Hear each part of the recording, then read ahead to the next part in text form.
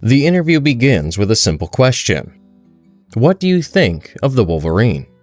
Instead of getting one clear answer, the interviewer receives a long series of completely different opinions from people who have fought beside Logan, argued with him, loved him, or even hated him.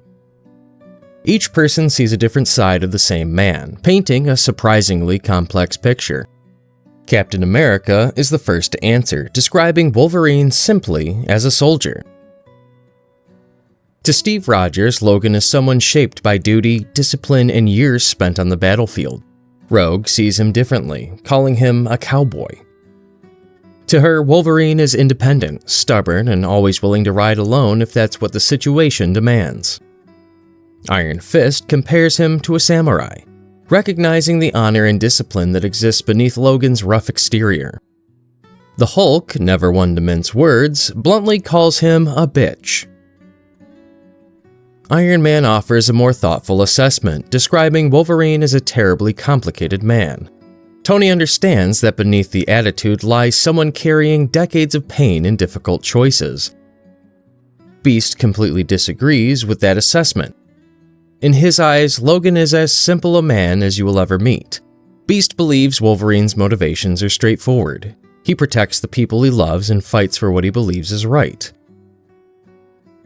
Fantomex gives perhaps the most mysterious description of all, calling Wolverine a riddle wrapped in a mystery inside an enigma, suggesting that no matter how much someone learns about Logan, there is always another layer hidden underneath.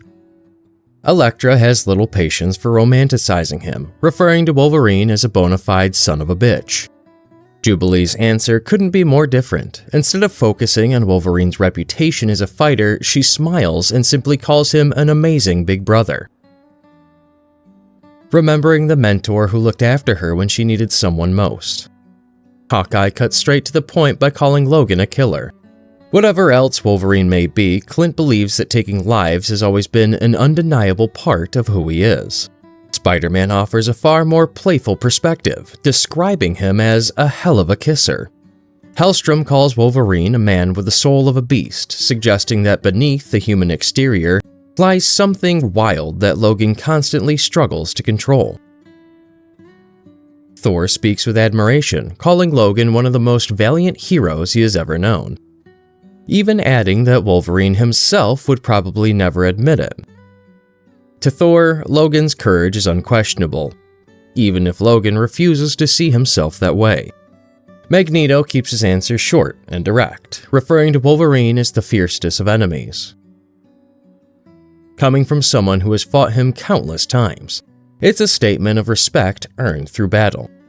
Iceman offers a more professional observation, describing Logan as a leader and a very good one, even if Wolverine doesn't realize that people naturally look to him for guidance. Doctor Strange gives perhaps the most unsettling answer. After everything he has witnessed across countless mystical dimensions, he still calls Wolverine the scariest man he has ever met, reminding everyone that he has literally shaken hands with the devil, making that compliment even more impressive. Puck smiles as he jokes that Wolverine is the second toughest Canadian he knows. Gambit describes Wolverine as a thoroughly untrustworthy fella he'd trust with his life any day of the week. Logan may not always play by the rules, but when lives are on the line, Gambit knows exactly who he wants beside him. Namor can't resist taking a shot at him, claiming Wolverine is the worst swimmer anyone could meet. Hope Summers rolls her eyes and simply calls him a bit of a jerk. The Thing focuses on Wolverine's competitive streak instead, accusing him of being a card cheat, insisting he doesn't care what Logan says in his own defense. Deadpool just says, "Talk about your laugh riots." Meanwhile, Black Panther gives one of the most respectful answers, describing Logan as a man who walks his own path and walks it well. Emma Frost ends the round with an insult that sounds oddly specific, comparing Logan to a warthog, insisting he smells exactly like one. After that, Kitty Pryde speaks and her words carry obvious emotion. She admits she isn't sure she'll ever get married because every man she meets inevitably ends up being compared to Logan. In her eyes, nobody else has ever measured up. She ends with, "And there's just no chance in hell they can ever measure up." Storm explains that Logan has never shared much about his childhood with her, or with almost anyone. Even so, she believes it's obvious that tremendous tragedy shaped his life. Despite carrying so much pain, he remains someone who truly loves living. He is, in general, a very sad and tragic man, yet one who loves life. Having spent so much of his life taking lives and watching others die, Logan understands the value of life better than almost anyone else. Cyclops, perhaps Wolverine's oldest rival and teammate, admits that Logan is the man he knows better than any other man alive. Yet despite all those years together, Wolverine still manages to surprise him. I'll be damned if he doesn't still have the ability to surprise me, and not always in a good way. Finally, the interview reaches Professor Charles Xavier.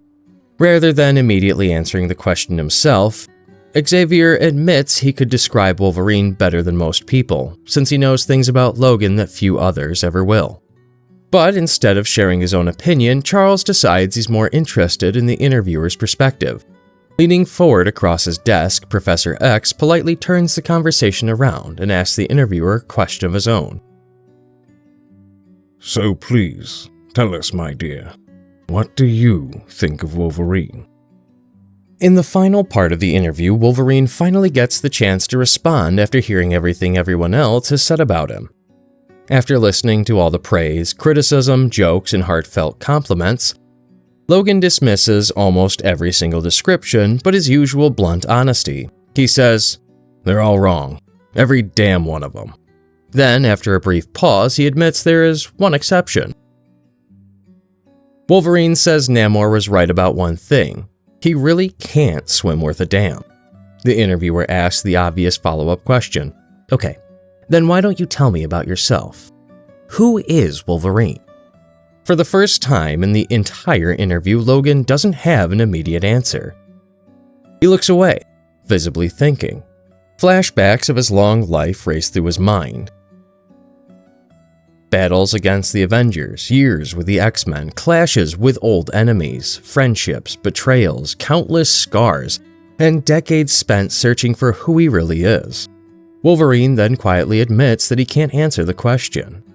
The interviewer presses him further, asking whether he can't answer it or simply won't. Logan replies that he truly can't. When asked why, Wolverine finally reveals the reason. He says it's because he doesn't know. After everything he has lived through, all the identities he's carried and all the lives he's touched, he still doesn't believe he's reached the end of his journey. Instead, he describes himself in the simplest way possible. To Logan, Wolverine isn't a finished story. He explains, "Because the only thing Wolverine is a work in progress." Don't forget to like this video and subscribe to this channel.